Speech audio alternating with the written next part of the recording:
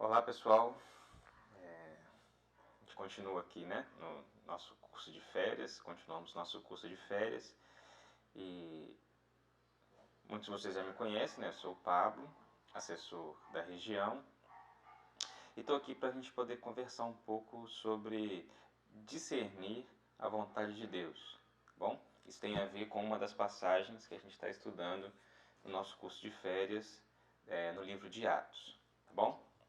Então, vamos trabalhar aqui a nossa palestra aqui. Deixa eu acertar aqui. Então, a gente vai conversar um pouco sobre discernir a vontade de Deus, né? Como buscar a direção do Senhor na tomada de decisões. E como eu disse, isso tem a ver com uma das passagens, né, que a gente está estudando no livro de Atos, que é Atos 16, de 6 a 10. Né? Nessa passagem, né, só lembrando rapidamente essa passagem, a gente tem o início da segunda viagem missionária de Paulo, né, começando ali no versículo 1, e eles passam, né, Paulo e seus companheiros passam por Derbe, por Listra, e onde Timóteo se junta à equipe, né, e aí a viagem continua. E aí nesse texto, nesse trecho de 6 a 10, a gente percebe que por duas vezes o Espírito Santo impede Paulo e seus companheiros de irem a determinados lugares, né, para poder pregar o Evangelho. Eles tentam subir para uma região, não conseguem, depois tentam passar por outra, não conseguem, e Lucas coloca que isso foi impedimento do Espírito Santo. E aí Paulo, né, tem aquela visão com o Macedônio, e aí o Macedônio dizendo, passa a Macedônia, nos ajuda, e Paulo entende que então que era a vontade de Deus que eles fossem, né, para aquela região ali da Macedônia, e então começa o trabalho nessa importante região, né, do Império Romano, começando com a cidade de Filipos, que era uma colônia romana. Enfim, textos como esse, né, e outros nos fazem suscitar algumas perguntas, né? Por exemplo, como podemos discernir o melhor caminho a seguir em nossa jornada como testemunhas? Como dizer se, né, se ir para aquele lugar ou daquele outro, ou, se essa decisão é melhor do que aquela e tal, como que a gente discerne isso? Como que a gente pode ser, aliás, como que a gente pode ter ouvidos, né, mais sensíveis ao direcionamento que Deus nos dá nessa jornada, né? E uma pergunta que a gente repete, né, de várias formas. Será que a gente deve buscar algum sinal de Deus de que a escolha que a gente está fazendo é boa? Então, em tudo isso, a gente está com a seguinte pergunta, né? Como podemos descobrir a vontade de Deus para a minha vida? E quanto à vontade de Deus para a minha vida, né? E aí eu coloquei essa imagem aí, né, dessa placa, né, dessas duas placas aí, porque às vezes a gente tem até essa sensação, né, constante de que a vontade de Deus vai ser sempre contrária à nossa, né? Então, né, se fosse sempre assim, a gente às vezes até brinca, né? Basta eu sempre escolher o contrário do que eu quero, né? Se Deus quer, se eu quero, aliás, se eu estou querendo, sei lá, vestir branco, a vontade de Deus vai ser que eu vista preto, né?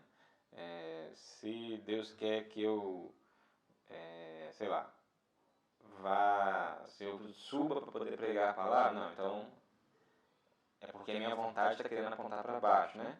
Então, se a minha vontade é de descer para pregar o evangelho, não. Então, a vontade de Deus é subir. Então, às vezes a gente até brinca com isso, né? Será que é mesmo assim, né? Será que, né, a tal vontade de Deus para a minha vida está oculta, né, de mim?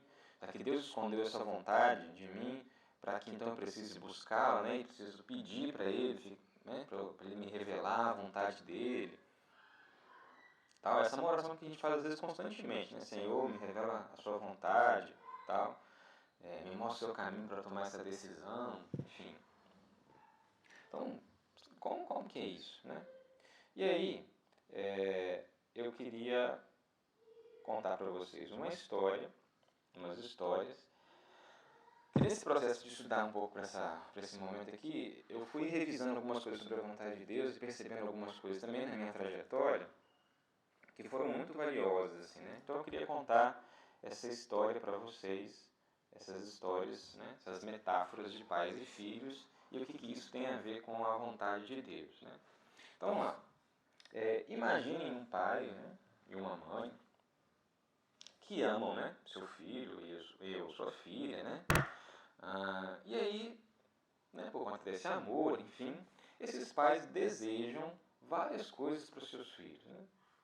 E os pais desejam, né? Na verdade, os pais desejam várias coisas para os seus filhos. Sei lá, que seus filhos sejam felizes, sejam bem-sucedidos, que sejam bons, que sejam justos, honestos, verdadeiros, que façam boas amizades, sei lá, que se casem e por aí vai. E assim, enquanto seus filhos vão crescendo, né, os seus pais vão ensinando e mostrando vários desses desejos que eles têm, né, para a vida deles, né, de que eles honrem, né, pai e mãe, enfim. Bom, boa parte desses desejos, né, que vão sendo revelados e mostrados aos filhos, a gente pode chamar de vontades morais que os pais têm para os seus filhos, né? Por exemplo, eu quero que vocês sejam honestos e não roubem a ninguém. Ou quero que vocês cuidem bem um do outro, né? Vocês precisam cuidar bem um do outro. Vocês precisam obedecer ao papai e à mamãe. Tá. Então, essas vontades, esses desejos vão sendo revelados, né? Os pais vão mostrando e são desejos que contêm vontades morais, né, para os seus filhos.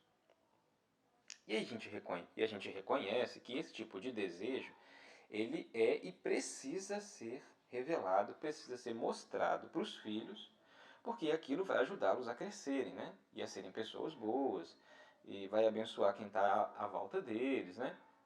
Vai deixar os pais felizes. Então esse tipo de desejo, ele realmente precisa ser mostrado. Tá. Então agora vamos supor que essas crianças, né, os filhos desse casal, estão pequenos ainda, né? Sei lá, com 5 ou 6 anos de idade, né? Os meus têm 5. Então eles estão brincando lá em algum lugar da casa. E aí, enquanto eles estão lá brincando, o pai e a mãe estão fazendo as tarefas de casa. E aí, o pai e a mãe começam a conversar sobre o fato de o dia tá frio, né? Tá frio hoje e tal, então acho que hoje a gente vai precisar dar banho mais cedo nas crianças, né? Então, os pais conversam, têm esse desejo, essa vontade de que o banho agora seja mais cedo por conta do dia frio. Só que as crianças ainda não sabem disso. Essa vontade tá oculta. E aí, de repente, as crianças chegam, né? E agora são as crianças que estão manifestando um desejo, uma vontade que elas têm. Que o pai ou a mãe leiam uma história para eles. Uma história que é muito boa, por sinal. Sim, vai enriquecer muito as crianças. Mas como os pais já tinham combinado antes, o banho das crianças precisa ser mais cedo naquele dia. E aí os pais contam isso. Olha, meus filhos, hoje papai e mãe precisam dar o banho mais cedo, porque tá frio e tal. E aí a gente vai ter que deixar a historinha para depois do banho. O banho vai ter que vir antes. Então, notem que o pai e a mãe não estão falando que a leitura é ruim, mas que por conta das circunstâncias, ela precisa ficar para depois. Notem isso. Mas tudo bem. A notícia, né, como muitas vezes acontece, não é bem recebida pelos filhos, né? Tem protesto, tem choro, enfim. Mas os pais se mantêm firmes na decisão, e aí, né, a gente pode chamar isso de decreto. Vamos chamar isso de decreto, tá bom? De que o banho vai ter que ser antes da leitura. A leitura precisa ficar para depois. E aí conversam com os filhos novamente e tal, né? Tem esse processo de instrução, de disciplina, enfim. E aí, nesse processo, os filhos estão lidando com um outro desejo dos pais, de que a ordem que agora se tornou ordem, né, de tomar banho antes, de que essa ordem seja obedecida. Bom, no final de tudo isso, né, os pais conseguem dar banho nos filhos, talvez ainda com um pouco de choro, de protesto, né, no banho e tal, mas isso acaba acontecendo, né? Aquela vontade que estava oculta acaba acontecendo, E nesse processo tem que lidar com essa outra vontade que os pais têm de que os filhos obedeçam o pai e a mãe. Mas fica difícil a gente dizer nesse processo todo, nesse pedaço da história, se os pais estão alegres, né? Felizes com tudo o que aconteceu. Fica meio difícil a gente dizer isso. Agora imagine outra situação. Essa mesma casa. Os filhos já estão maiores e aí constantemente esses filhos ajudam os pais nas tarefas de casa, né? Então, vamos supor, né, como os meus aqui sejam um casal. A filha gosta de limpar a casa com um aspirador de pó. E o filho prefere varrer a casa com vassoura mesmo. Por mais que os pais, né, possam até preferir também limpar a casa com aspirador, tudo mais, eles não vão ficar menos felizes com o filho que está limpando a casa com vassoura. E nem vão ficar mais felizes com a filha que está usando o aspirador. Eu acredito, né, que para o pai e para essa mãe, eu falo isso também como pai, vai ter a alegria no fato de que os filhos estão praticando uma vontade moral, que é honrar o pai e a mãe, ajudando-os na tarefa de casa. Independente se vai estar usando vassoura ou se vai estar usando aspirador de pó. Agora, né, então temos aí essa outra situação. Imagina agora uma terceira. O filho e a filha já estão maiores e agora vão escolher qual curso superior que eles vão fazer na vida. Que curso escolher? Bom, eu creio, né? Talvez eu também tenha isso quando meus filhos chegarem nessa fase aí. Acho que todo pai e toda mãe, né? Embora possam ter, né, suas preferências, né, com relação a determinadas profissões, e aí por motivos diversos, né? Às vezes alguns motivos bons, outros nem tanto, enfim. Geralmente os pais estão mais preocupados, né? Do que vai acontecer com aquilo que o filho escolher, se ele vai ser um bom profissional, se ele vai se sentir realizado, feliz, tal, com a profissão que o filho escolher, do que ficar batendo na tecla, meu filho, você tem que escolher isso daqui, porque isso aqui é que vai deixar o seu pai e sua mãe feliz. Eu creio que bons pais, né, um bom pai e uma boa mãe, eles vão estar mais preocupados se os filhos vão vão agir, né, de forma honesta, de forma íntegra, né, com a profissão que os próprios filhos escolherem. O que vai deixar, né, então esses pais mais felizes é que os filhos, de novo, vivam essas vontades morais que eles, os pais, têm para os seus filhos. Seja qual for a profissão, né, honesta que eles escolherem. E o que vai deixar esse pai e essa mãe triste é se os filhos agirem mal na profissão que escolherem, por mais digna que essa profissão seja, né? Mesmo que seja a profissão que o pai e a mãe queria que o filho fizesse na vida, né? Se o filho for um mau profissional, for desonesto, for violento, enfim, isso vai deixar os pais entristecidos. De novo, o que está em jogo aqui é uma vontade moral, né? Bom, e aqui eu quero repetir as palavras do nosso Senhor.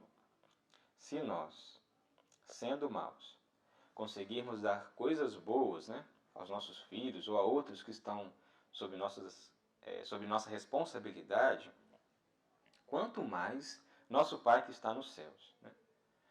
Então, por isso, por que a gente fica pensando que Deus esconderia de nós a parte de sua vontade que mais nos ajudaria a viver de forma correta diante dele? Será que Deus ocultaria de nós, né, aquela parte da sua vontade que o deixaria alegre se nós a cumpríssemos? A parte que deixaria ele mais feliz? Eu creio que não, e acho que você vai concordar comigo que não.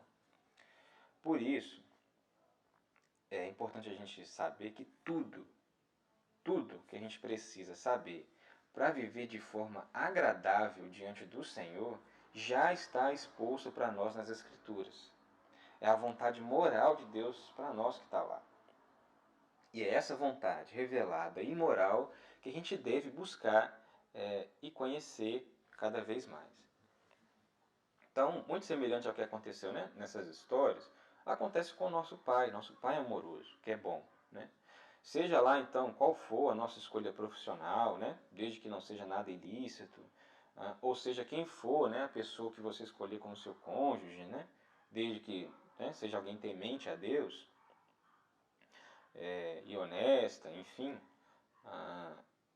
Deus, nosso Pai, Ele está mais interessado em que a gente viva, né, em cada uma dessas circunstâncias, sua vontade moral para nós, que já está revelada, do que ficar, né, mostrando para a gente qual profissão que seria melhor, ou qual, né, esposa que seria melhor, ou qual marido que seria melhor. Tá? Ele está mais preocupado com se você vai ser um bom marido, se você vai ser uma boa esposa dentro do seu casamento, se você vai ser um bom profissional, se você vai viver, né, em qualquer uma dessas circunstâncias de forma a amá-lo e abençoar outros. Essa é a principal preocupação de Deus, né? Essa é a sua principal vontade. E essas coisas Ele já revelou para nós dentro das Escrituras. Pois bem, eu usei essas histórias para ilustrar, né, uma análise antiga que surgiu com o exercício da teologia, né? Já há muito tempo atrás. Bom, de que, embora, né, esse atributo, né, de Deus, a sua vontade, seja una, né, ou seja, a vontade de Deus não é dúbia, ela apresenta aspectos distintos, facetas distintas, assim como aconteceu lá na nossa história. Eu não vou detalhar todas aqui, né, porque são muitas e tal, tem algumas que eu vou chamar a atenção aqui, né, que são as principais e que são mais importantes para o que a gente está conversando aqui e que apareceram na nossa história.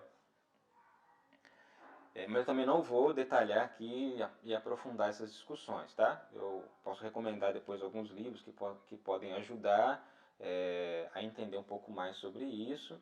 E eu só vou mencionar aqui, tá bom? E acredito que vai enriquecer muito a compreensão que vocês têm sobre a vontade do Senhor, assim como enriqueceu a minha, né? Se é que alguns, né? Se é que você já não sabia disso, talvez muito antes de mim, né? Bom, essas distinções se referem à vontade preceptiva ou moral, né? Que eu já mencionei, fui mencionando essa coisa da vontade moral, né? Ao longo da história.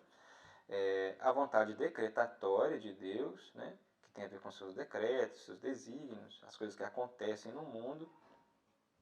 A vontade revelada e a vontade oculta. Tá? Então, repare, a vontade de Deus é uma só, ela não é dúbia, mas ela apresenta essas características, né? Essas facetas que são distintas e que na teologia são trabalhadas em pares. Mas, como eu falei, não vou me delongar nelas aqui, tá bom? Eu só queria destacar duas coisas, né? Olhando esses aspectos. Primeiro, é o seguinte, quando a gente está se perguntando sobre qual é a vontade de Deus para a nossa vida, né? Se é a vontade de Deus que eu faça, sei lá, medicina, que eu faça medicina veterinária ou engenharia florestal, enfim, se depois, sei lá, que eu terminar meu curso, se eu tenho que ir para o mercado de trabalho, ou abrir meu negócio, ou fazer um mestrado, se eu tenho que casar com fulano, com ciclana, enfim.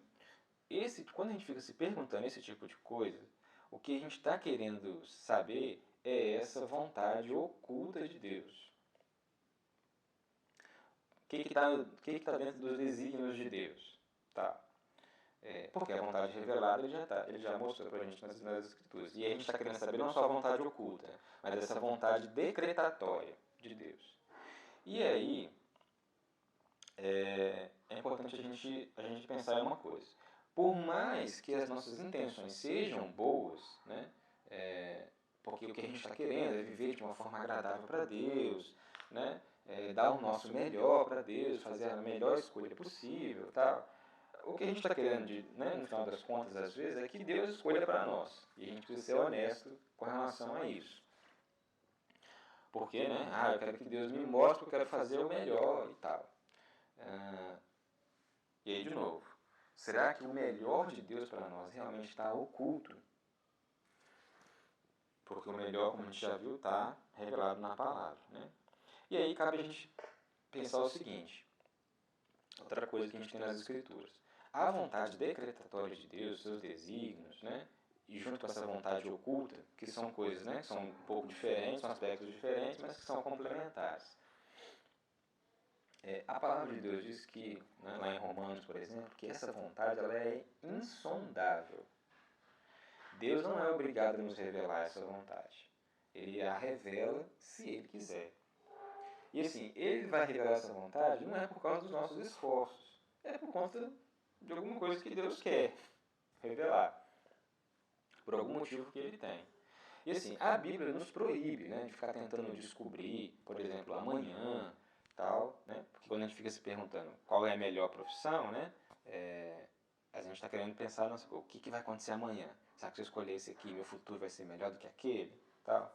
Então, a Bíblia nos proíbe de ficar tentando descobrir o amanhã por meios pagãos, né? Cartomantes, adivinhação, astrologia, enfim. Mas, também, por outro lado, a Bíblia não nos dá instruções, né, claras de que a gente precisa ficar se esforçando para descobrir o amanhã. Muito pelo contrário, né? Jesus diz, se lidem com o dia de hoje, né? Amanhã pertence ao Senhor, basta cada dia seu próprio mal. Então a gente não tem garantia de que a gente vai descobrir o amanhã, nem mesmo por meios que a gente considere cristãos, né? Por meio de sonho, de profecia, tal. Se Deus quer revelar algo para a gente, vai ser porque Ele dá esse passo, bom? E não porque a gente está aí se esforçando e tal. Então, essa é a primeira coisa. A segunda coisa, eu vou repetir o que eu disse lá na história dos pais e dos filhos. Tudo o que a gente precisa saber para viver de forma agradável diante do Senhor, nosso amoroso Pai, Ele já revelou para a gente nas Escrituras. E é essa vontade que a gente deve buscar e conhecer mais e mais, né? Lendo as Escrituras, por exemplo, com atenção. Bom, e aí, antes da gente continuar a seguir, algumas perguntas importantes, né, nesse processo. Será que quando a gente fica, né, se perguntando sobre descobrir a vontade de Deus, né, para a minha vida e tal, será que por detrás disso eu não estou escondendo o desejo, né, de só querer ter sucesso, de nunca ter que lidar com fracasso? Ah, porque eu quero escolher o melhor. E às vezes a gente fica pensando assim, o melhor é aquilo que vai me trazer sucesso. Será que isso não está escondido, né, dentro de nós? E aí a gente precisa se perguntar, né? Essa não é uma motivação boa, né? Porque às vezes Deus deseja que a gente passe por situações difíceis. Ou será que dentro, né, desse desejo de buscar a vontade de Deus, será que eu não estou usando isso como um subterfúgio, né? Uma desculpa para que, se der errado, né? Foi por causa da vontade de Deus, né? Tal coisa não aconteceu, né? Deu errado, ou terminou, enfim, porque era a vontade de Deus. Então fico usando isso às vezes como desculpa, né? Para me isentar da minha responsabilidade naquele processo. Às vezes o casamento terminou, o relacionamento terminou, ou aquele trabalho não deu certo e tal, porque teve coisas que eu deixei de fazer, né? Deixei de cumprir. E se eu fico jogando tudo nas costas do Senhor, né? Fica parecendo muito fácil, né? Isso é um subterfúgio, uma desculpa, um erro, inclusive. E aí a última coisa, será que a gente mistura tudo isso, né? E aí a gente põe uma terceira coisa que é a nossa insegurança, a nossa imaturidade? Então a gente precisa ser honesto nessa análise, né? Será que com essa coisa de ficar tentando buscar a vontade do Senhor, será que eu não estou escondendo essas coisas, né? Bom, vamos seguir aí na nossa conversa. E aí eu queria falar, né? Abordar um pouco, então tá, como que a gente busca orientação de Deus nisso que eu vou chamar, aliás, eu não, né? Estou copiando essa expressão do pastor Eber, né? Num dos seus livros que eu vou indicar aqui no final. Como que a gente busca a orientação do Senhor nas áreas cinzas, né? E assim, por áreas cinzas, a gente tem aquelas em que não há um certo e um errado, né? Por si só. O pastor Heber vai usar a palavra adiáfora, né? Para dizer aquilo que não é nem certo nem errado por si só, nem obrigatório nem proibido, né? São coisas que são moralmente indiferentes. Bom, para exemplificar,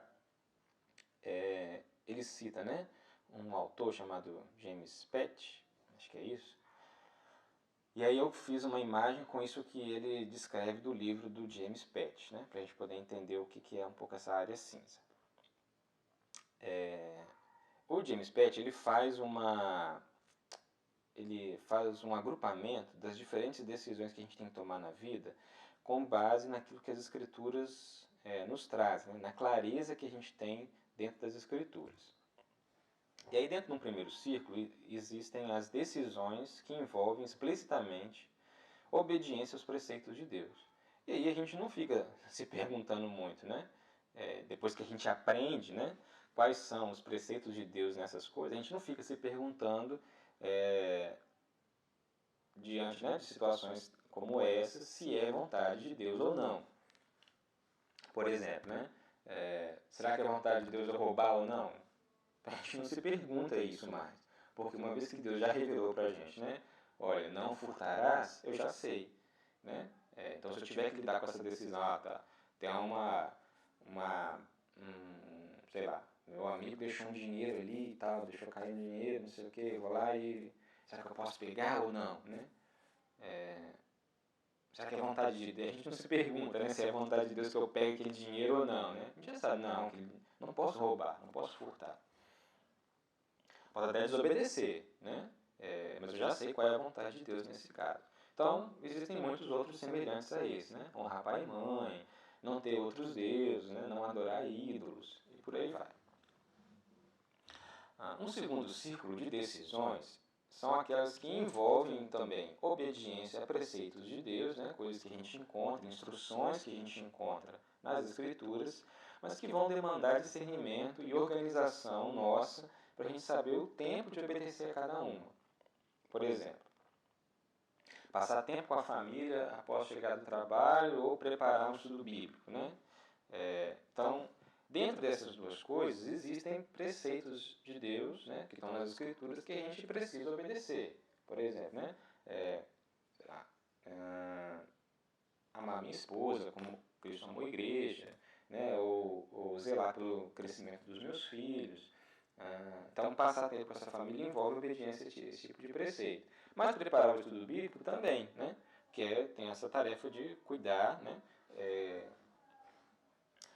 vamos dizer assim, cuidar das ovelhas, né, dessa expressão bíblica, apacentar o rebanho, tá. Então, eu preciso discernir, né, naquele momento o que eu preciso fazer. E aí isso envolve, né, mais um discernimento de tempo e propósito do que o que vai deixar Deus, né, mais feliz. Tá. E aí o último círculo, que é o que envolve essas áreas cinzas, né, ou as decisões que envolvem assuntos adiáforos, coisas que a gente não fica se perguntando, né, muito qual é a vontade de Deus. Por exemplo, vou usar meia ou não, né? Vou plantar rosa no meu quintal ou vou plantar azaleia? Vou pedir uma pizza, estou com fome, vou pedir uma pizza ou peço um lanche? Preciso chegar no meu trabalho, vou de ônibus ou vou de Uber? A gente não fica se perguntando, né, qual é a vontade de Deus nessas situações. Então são assuntos que são moralmente inerentes, né, em que a gente não tem uma instrução clara nas escrituras sobre essas coisas. Ou outras, né, talvez um pouco mais profundas, né, para a gente. Abrir meu próprio negócio ou não, né? Você pastor ou você padeiro, né? Então,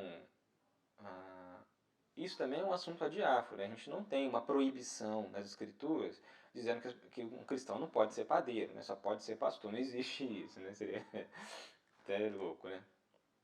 Ou de que o cristão só não possa ser um empregado, ele tem que só abrir o próprio negócio e tal. A gente não tem instrução sobre isso nas escrituras. Então, quando a gente precisa decidir isso, é isso que a gente chama de área cinza, tá bom? Ou mesmo aquelas situações do famoso, será que eu posso? Tal, né? Será que eu posso dançar? Será que eu posso tomar bebida alcoólica? Será que eu posso assumir um cargo político? Tal? Então, essas coisas a gente não tem, por mais, né, que se debatam algumas diretrizes, a gente não tem mandamentos claros sobre essas coisas, tá bom? Tipo, dizendo que os cristãos nunca devem dançar, por exemplo, né? Ou nunca podem assumir concurso público, enfim, ou um cargo político e tal. A gente não tem essas coisas. nas Escrituras. Pois bem, essas é que são as decisões aí que envolvem os assuntos diáfanos. E aí, como que a gente toma decisões nessas questões, né?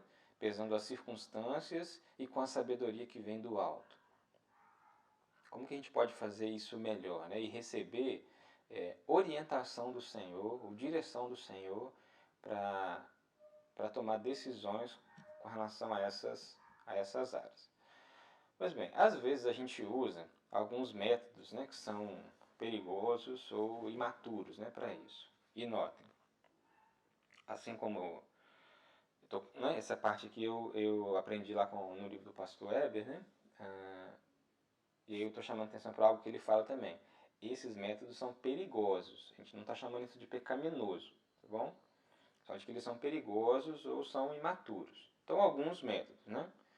Não vai dar para destrinchar todos aqui também, mas eu citei alguns aí. Por exemplo, a famosa a porta aberta, né? Que a gente é muito comum no meio cristão, né? Ah, se for da vontade de Deus, as portas vão se abrir, aí vai dar tudo certo, tá? Ou, se Deus está fechando essa porta, é porque Ele vai abrir outra melhor. Então, às vezes a gente usa esse tipo de coisa para, né, dizer que a gente está lidando ali que é um método, né, para a gente decidir se uma escolha é boa ou não. Mas será que isso a gente encontra apoio nas escrituras, né? E na boa teologia, né? Para falar sobre, para confirmar isso, será que na prática, no dia a dia, né? E também isso é confirmado? Creio que não. Né? Se a gente olhar, por exemplo, nas escrituras, né? Sei lá, o que aconteceu com Jonas, por exemplo, né? Ele tinha lá uma porta aberta para pegar o navio e ir lá para Tarsis. Só que isso envolvia uma desobediência a algo que o Senhor falou para ele. Então a tal porta aberta, né, não era um sinal da vontade do melhor de Deus para a vida de Jonas. Né? As portas abertas elas precisam ser vistas, só pensando rapidamente, mais como testes para o nosso caráter do que como sinais da vontade de Deus. Tá? Então, e aí não importa se a porta está aberta ou se está fechada. Né? O que a gente precisa analisar nessa situação, o que Deus quer trabalhar no meu caráter com essa situação, né? Com essa porta aberta ou que se fechou. Será que Deus quer de mim persistência, perseverança? Será que o que está querendo de mim é uma obediência, mesmo com essa porta aberta? Então, é essa pergunta que a gente precisa se fazer. E não usar isso como um método para descobrir qual a vontade de Deus. Um outro são os testes, né?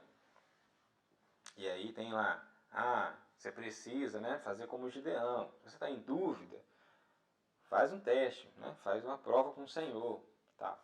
Faz isso quando você tiver uma dúvida de qual decisão você precisa tomar. E aí a gente precisa olhar para a história do Gideão, né? E quando a gente olha para a história do Gideão, a gente percebe que, na verdade, ele fez isso por incredulidade e não por fé. É algo que realmente você quer repetir, né? Você quer repetir isso, de agir com base na incredulidade, ou você quer crescer na fé? Né? E uma outra coisa, né? Os testes também são perigosos porque eles dependem muito da nossa subjetividade, né? Da nossa individualidade. O pastor Hebe até cita, né, um exemplo lá no livro engraçado, né, do menino que vai ligar lá para a menina e tal, falar, quero saber se fulana é a mulher de Deus para minha vida e tal, para eu começar a namorar com ela. Então eu vou ligar. Se ela atender, é porque Deus quer, né, que a gente namore e tal. E aí o menino vai e liga.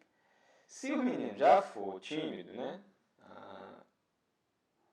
ou introvertido, enfim, talvez ele vai ligar uma, no máximo duas vezes, né? E se a menina não atender, ele já pode entender que, opa, não é o sinal de Deus, Deus não quer que eu namore com ela e tal, porque ele já está inseguro. Agora, se é um menino ou uma menina, né, mais decidido, enfim, mais decidido e tal, quando for ligar para essa pessoa, talvez ela tentar uma, duas, três, quatro, cinco vezes até conseguir. Né? E aí você pergunta, né? Opa, o que está acontecendo aqui, né? É o mesmo teste. Tá vendo? Tem mais a ver com a subjetividade, né? Vamos lá. Outro aí. Versículos aleatórios, né? Abre, ora, ora a Deus sobre a sua decisão, e aí você abre as escrituras e você vai achar a direção do Senhor para a sua vida, né? E aí a gente tem aquela brincadeira, né? Famosa, né? Da pessoa que foi fazer isso, e aí quando abriu as escrituras, deu lá com o versículo que falava sobre Judas, né? E Senhor, o que eu preciso fazer na minha vida? Qual decisão que eu preciso tomar? Que rumo? Tá? Abriu as escrituras e Judas foi e se enforcou. Opa, Senhor, me mostra, né? Aí abre as escrituras de novo e vai e faz o mesmo. Senhor, me mostra a tua vontade. Abre as escrituras, o que tens a fazer, vai e faz depressa. É uma história, né? É uma brincadeira, né? Macabra, enfim. Mas que aponta para esse perigo, né? A Bíblia não é para ser usada como a expressão, né, também lá do pastor como se a gente estivesse fazendo uma bibliomancia, né?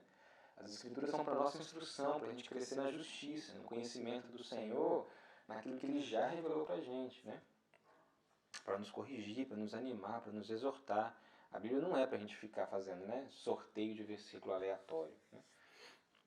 Um outro método, né, que é perigoso também, são das impressões, né, de ficar com aquela coisa de Deus está falando no meu coração, né, eu estou sentindo a voz do Espírito, uma inclinação e tal. É claro que Deus pode sim falar no nosso coração, né? Não nego isso. Mas é perigoso a gente apoiar nisso, completamente nisso, como um método para dizer que aquela escolha que a gente está fazendo é melhor. E de novo, se a gente for olhar nas escrituras, a gente vai encontrar alguns exemplos meio estranhos, né? Com relação a isso. Por exemplo, dá mais esdrúxulo aqui. Acabe estava muito feliz, né? Quando ele tomou lá a vinha de Nabote. Estava com paz no coração, né? Ou Saul, né? Quando ele desobedeceu aquela ordem que Samuel deu a ele, né? Quando foi lutar lá contra acho que os amalequitas, né? E aí ele tinha que destruir a cidade toda, não fez isso, né? E aí ele, não, eu fiz o melhor. Estava com a consciência boa. Na verdade, ali são exemplos de consciência cauterizada, né? Então a gente precisa ter um pouco de cuidado antes de confiar na voz que está no nosso coração, né? Um outro é lançar sorte, né? Talvez a gente faça isso. A Bíblia fala para a gente lançar sorte. Opa, também a gente precisa ter cuidado, né? E analisar os textos que falam sobre lançar sortes de uma forma mais completa. Enfim, esses são métodos que são, como eu disse, perigosos, né? Que são imaturos. E aí, tem essa frase do Bruce Waltke, né? Que ele fala o seguinte, quando a gente olha para essa coisa toda, né? Quando busco a Deus, baseio-me em meu relacionamento com Ele, não em um sinal especial. Em vez de esperar, né, por algum tipo de pacote espiritual por parte do Todo-Poderoso, eu quero depender da minha intimidade com Ele. Desse modo, quando me pergunto qual emprego devo escolher, eu não passo por um processo de adivinhação para descobrir a mensagem oculta de Deus. Em vez disso, examino o chamado de Deus para a minha vida. Quais são as minhas motivações? Quais as inclinações que Deus despertou em meu coração? Onde me encontro na minha caminhada com Cristo e o que Deus está revelando a mim por meio de Sua palavra e de seu povo. Então é isso que a gente tem que prestar atenção, não é ficar buscando sinais, né? Mas nos basear no nosso relacionamento com Deus. E aí usar, né, essa capacidade que Deus deu para a gente de analisar as coisas, de refletir sobre elas. Então vamos lá. Como que a gente pode então buscar de uma forma mais saudável a direção do Senhor? Então, de novo, como que a gente pode tomar decisões, principalmente nas questões adiáforas, né, pesando as circunstâncias com a sabedoria que vem do alto. E aí, eu vou trabalhar aqui 4 processos, 4 caminhos, né, que o pastor Heber também coloca no livro dele, com alguns complementos, né, do outro livro do Bruce Waltke também, que é muito bom. Então, os 4 caminhos, né, os 4 processos que o pastor Heber propõe, e que eu achei também muito sensato, né, olhando também para minha vida e tal, são esses, né? A reflexão, o aconselhamento, a suspeita e a espera. Bom, no caminho da reflexão, né, o que a gente precisa pensar é que a gente precisa ir para além da leitura diária da Bíblia. Né? Há um convite na própria Escritura de que a gente medite na palavra do Senhor, né? Que a gente a interiorize, que ela habite no nosso coração. Né? Então, e aí assim, para a gente seguir nesse caminho, né, da reflexão, para que a gente cresça nesse caminho da reflexão, a gente precisa aprender a interpretar as Escrituras. Né? Não só ler, mas entender aquilo que está sendo dito. Né? Seja com a ajuda de livros ou de outras pessoas, né, que possam nos ajudar nesse caminho. A gente precisa aprender a orar enquanto a gente lê. Né? E de pedir ao Espírito Santo que nos ilumine, que nos ajude a entender as Escrituras. E mais ainda do que entender, a gente precisa da ajuda do Espírito Santo para obedecer, para colocar em prática as Escrituras. A gente precisa aprender a memorizar as Escrituras e a meditar nelas. Né? Essa é uma prática que a gente tem, né, muito parte das escolas bíblicas dominicais, né? E que a gente precisa manter enquanto adultos, né? De gastar tempo tentando memorizar a Escritura, de guardar a palavra de Deus, os preceitos no nosso coração e nesse processo meditar nela, né? Para que sempre quando for oportuno, a gente conseguir, o tempo todo, né, na verdade, a gente aprender nesse caminho a obedecer de forma humilde a palavra de Deus, né? E de conseguir, na verdade o que eu queria dizer é de conseguir sacar nos momentos oportunos, né, aqueles trechos das Escrituras que vão nos ajudar a tomar decisões difíceis, né? Mas porque a gente está fazendo esse exercício de reflexão, de analisar as coisas, né? De ver, de analisar as nossas motivações, né? O que a gente está fazendo aqui, né? Por que eu estou tomando essa decisão? Com base em quê? Né? O que está me motivando de fato? Será que o que está me motivando é um exercício do usar os meus dons? Mas tudo isso vem porque a gente está refletindo nas Escrituras. Né? E a gente guarda essas Escrituras no nosso coração. Então, a gente precisa, para tomar uma boa decisão, usar esse caminho da reflexão que é firmado nas Escrituras, né? Na leitura, na meditação e na interiorização das Escrituras. O Bruce Waltke, no livro dele, né, ele tem uma proposta um pouco diferente, que eu discordei em alguns, na forma de seguir passos, né? Mas que eu achei muito pertinente, as coisas que ele coloca, né, como diretrizes para a gente tomar uma decisão, mais do que uma sequência. Mas ele acerta muito quando ele coloca o caminho da leitura bíblica, né, a importância da leitura bíblica, como o primeiro espaço, o primeiro processo para a gente tomar boas decisões. Não na hora que a gente vai tomar uma decisão, mas como um caminho de vida mesmo, né? Para a gente conseguir tomar decisões sábias.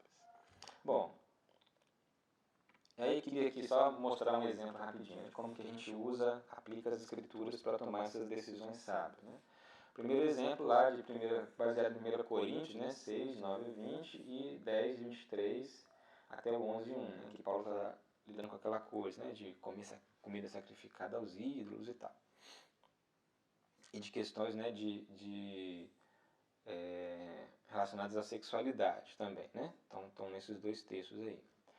Então, perguntas que são importantes para a gente, né, na hora de tomar uma decisão, com base na reflexão, né? Reflexão baseada nas Escrituras. Primeira pergunta, será que é lícito o que eu vou fazer? Envolve algo imoral? Envolve algo ilegal? Né? Isso que eu estou querendo fazer? Segunda coisa, tá, ok, é lícito. Mas será que convém? Será que edifica? Será que vai me ajudar a crescer, né, enquanto cristão? Terceiro, né, tudo bem, é lícito, convém, mas será que é escravizante? Né? Será que vai me tornar escravo e aí atrapalhar, né, o meu relacionamento com Deus? Vai me prender de alguma forma, né? Sei lá, vou escolher um trabalho que é lícito, vai me ajudar a crescer, vai me edificar, mas para conseguir fazer eu vou ter que trabalhar, sei lá, 60 horas por semana. E aí eu vou perder meu tempo com minha família, o tempo com Deus, o tempo com a igreja, enfim. Então, preciso analisar isso, né? Será que isso que eu estou escolhendo é útil para os outros, né? Vai abençoar a vida de outras pessoas? Ou estou pensando só em mim, né? Na hora de tomar essa decisão? E a outra, né? Qual é a minha motivação de fato? Minha motivação sou eu ou sou o Senhor? Né? Então, glorifica o Senhor, isso que eu estou querendo escolher, né? Ou será que eu estou mais preocupado de novo comigo, né? Com a minha segurança financeira, enfim, mais do que servir o Senhor, né? Um outro exemplo, né? Baseado lá em 1 Pedro 4:11, ou Colossenses 3:5 e 2 Pedro 3:18, né? Dentro daquilo que eu posso escolher, onde que eu posso utilizar melhor os dons que Deus me deu? Será que existem tentações maiores, né, que eu devo evitar? Será que nisso que eu vou escolher existem tentações que são, né, que são muito pesadas para mim e que eu devo evitar? Onde oferece melhores oportunidades para o crescimento cristão, né? Então, dentro disso que eu vou escolher, né, o que está me oferecendo essa melhor oportunidade, né? Tanto para eu crescer como cristão, como para ajudar outros a crescer. Então isso está baseado nas escrituras, tá vendo? É um processo de reflexão baseado nesse caminho bíblico que a gente está fazendo, né? De ler as escrituras, de meditar nelas, né? E de interiorizá-las. Bom, o outro caminho, né? O outro processo aí é o caminho do aconselhamento. Provérbios traz muito isso, né? A pessoa sábia, ela aprende a ouvir. A pessoa que está buscando sabedoria, ela vai atrás do conselho, né? Ela procura ouvir outras pessoas sábias e anda com elas. Então, Provérbios constantemente bate nisso, né? Então, se quer tomar boas decisões, aprenda a ser sábio, aprenda a ouvir, aprenda a buscar bons conselhos, né? E aí o Bruce Waltke coloca algumas diretrizes, né, para isso. São coisas que a gente tem que se perguntar nesse processo de buscar conselho, né? A quem devo recorrer? Essa pessoa com quem eu quero me aconselhar é uma pessoa temente a Deus? É uma pessoa experiente? Ela tem experiência nisso? Ela vai realmente me ajudar? Né? É uma pessoa em quem eu posso confiar para compartilhar isso? Tá? O que eu devo dizer quando eu chegar, né, para essa pessoa? E aí é importante a gente ser claro. Às vezes a gente chega, né, para algumas pessoas buscando conselhos e a gente não está dizendo de uma forma clara, né? Porque às vezes a gente tem vergonha. Mas é preciso a gente expor isso de forma humilde. Olha, eu estou precisando tomar uma decisão e estou com dificuldade de escolher. Eu queria vir conversar com você sobre isso. Tá? E aí, nesse processo, né, de aconselhamento, é importante também a gente ouvir qual é o chamado de Deus para nós. Né? Qual é a vocação que o Senhor está despertando em nós. Quais são as habilidades, quais são os dons que Ele já nos concedeu e que estão nos apontando o caminho. Um outro caminho, né, é o caminho da suspeita, que aí vai de encontro àquele método das impressões, né? Porque aí até copiei a música aí um pedaço da música do João Alexandre, né? Coração, né? Um amigo, um bandido, talvez, né? Quem te conhecerá? Então a gente precisa fazer esse caminho da suspeita para tomar boas decisões, né? A gente pode ouvir a voz que está no nosso coração, a gente pode ouvir as nossas inclinações, né? Os desejos que estão dentro de nós? Podemos. Deus fala por meio deles? Fala. Mas a gente precisa sempre suspeitar dessa voz interior. E aí, o Bruce Waltke aponta, né, algumas diretrizes para isso. Será que isso que está, né, no nosso coração, esse nosso desejo, está em harmonia com as Escrituras? De novo, né, olha o caminho da reflexão bíblica aí. Será que está em harmonia com a oração, né? Com o meu relacionamento com Deus, com aquilo que eu estou colocando diante de Deus, daquilo que eu tenho vivido, né? Esse relacionamento com Deus? Será que isso, né, que está no desejo do meu coração, será que está me colocando para eu ser um sacrifício vivo, né? Para servir os outros, para honrar a Deus, né? Por meio da minha vida? Será que, né, de novo, essa voz interior está em harmonia com os conselhos sábios que eu estou buscando? Então é preciso sempre fazer essa análise, né? Esse caminho da suspeita. Porque mesmo um coração piedoso, por mais que a gente busque a Deus, a gente pode errar. Né? A gente ainda está em obra, né? Nosso coração ainda está sendo transformado. Então, a gente precisa, né, fazer esse caminho da suspeita, né? E aí, por último, então antes de decidir aí, né, faça um raio-x espiritual de você mesmo, né, das suas motivações, o que está dentro de você. E por último, o caminho da espera. Esperar é preciso muitas vezes, né? Porque a pressa, ela é inimiga da perfeição. E o que a gente está buscando é a perfeição no Senhor. Então a gente precisa se perguntar também, né? Dentro dessa decisão que eu quero tomar, a harmonia com a fé, com a confiança que eu tenho hoje, com as coisas que Deus consegue me ajudar a entender hoje, né? Com a sabedoria que eu tenho hoje, está em harmonia com essas coisas, né? Com essa confiança que eu tenho no Senhor hoje. Porque se depois de todo esse processo ainda estiver em dúvida, talvez seja melhor esperar. Esperar é uma escola, né? E ajuda a gente a colocar confiança no nosso guia, né? No nosso Senhor. Então, por mais que a gente precise tomar, né, decisões, às vezes para tomar uma decisão boa, a gente talvez tenha que fazer esse caminho da espera, quando depois, né, de fazer esse caminho da reflexão, de o caminho do aconselhamento sábio, o caminho, né, de ouvir o que está dentro de nós, mas também ao mesmo tempo suspeitar disso, fazer esse exercício, né, de análise, talvez a gente tenha que esperar. Bom, esses são os 4 passos aí, né? Para a gente tomar boas decisões. E quanto ao lugar da providência de Deus e da intervenção divina, né? Para a gente finalizar. Bom, aí eu queria só reforçar algumas coisas com vocês.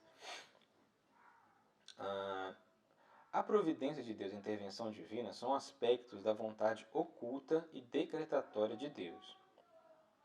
Então não nos é instruído nas Escrituras que a gente tenha que buscar essas coisas, né? Porque elas são parte da vontade insondável de Deus. Tá bom? A segunda coisa é que isso realmente acontece, né? Deus pode afetar e mudar mesmo as nossas decisões mais sábias. E a gente tem que ser humilde nesse processo, né? E de reconhecer isso. Agora, não que a nossa decisão fosse errada, como está lá no livro de Atos, né?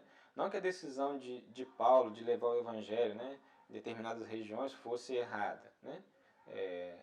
Mas Deus, né, por sua providência e por um processo de intervenção, resolveu agir ali naquela situação. Né? Isso também não aconteceu em todos os momentos da viagem de Paulo. Né? Foi um momento específico. Então Deus pode afetar, né, e mudar mesmo as nossas decisões mais sábias. E por último, nas Escrituras, quando a gente percebe isso, a gente não tem um contexto de pessoas buscando a vontade de Deus. Né? Paulo não estava lá parado, né, tentando descobrir se a vontade de Deus era para ele ir para Frígia, para Panfilha ou se para Filipos. Né? Ele sabia que a vontade de Deus é que ele pregasse o evangelho aos gentios. E aí ele estava buscando os melhores meios de colocar aquilo em prática. Porque ele estava querendo colocar em prática uma vontade moral que Deus tinha revelado a ele. Que já estava nas Escrituras, né, por sinal. Então, e Paulo não ficou parado lá pensando, Senhor, onde você quer que eu leve o evangelho aqui e tal. Não, ele foi levando. E aí, Deus precisou intervir nesse processo. E Deus não ficou falando com Paulo, Paulo, você me desagradou nessa situação porque você não buscou a minha vontade. Não, Deus estava feliz com aquilo que Paulo estava fazendo, né? Porque ele estava levando o evangelho para os gentios, né? Que era a ordenança que o Senhor tinha para ele. Então, fique tranquilo quanto a isso, tá bom? Isso não são coisas que a gente tem que buscar, tá joia? Bom, é isso, pessoal. Algumas considerações finais aí, pra gente terminar. Primeiro eu queria transformar essa pergunta, né? Em vez de a gente ficar se perguntando qual é a vontade do Senhor para a nossa vida, acho que a gente precisa perguntar o seguinte: Das possibilidades que tenho diante de mim, quais expressam melhor minha obediência aos mandamentos que o Senhor já revelou? Então essa é a pergunta que a gente tem que se fazer, né, nos processos de tomar algumas decisões. Né? Das possibilidades que tenho diante de mim, quais expressam melhor minha obediência aos mandamentos que o Senhor já me revelou? E a segunda coisa, né, foram os livros que me ajudaram a amadurecer e a aprofundar nesse assunto. Né? Estou tentando ver se eles estão aqui, mas não estão. Então, um foi o livro do pastor Heber, né, Tomando Decisões Segundo a Vontade de Deus, pastor Heber Campos. A outra foi o livro do Bruce Waltke, que é Buscar a Vontade de Deus, uma ideia cristã ou pagã. Muito bom esse livro também. E alguns livros de teologia, né? Para me ajudar a entender um pouco mais sobre essa coisa da vontade decretatória, oculta, revelada e tal, né? Alguns livros de teologia sistemática, né? Que foram muito bons nesse sentido. O do Gruden e o do Luiz Berkoff, tá bom? Mas eu posso deixar a descrição aqui, né? No vídeo desses livros, talvez um link e tal. E aí, é isso. Espero que tenha sido bastante proveitoso para vocês aí.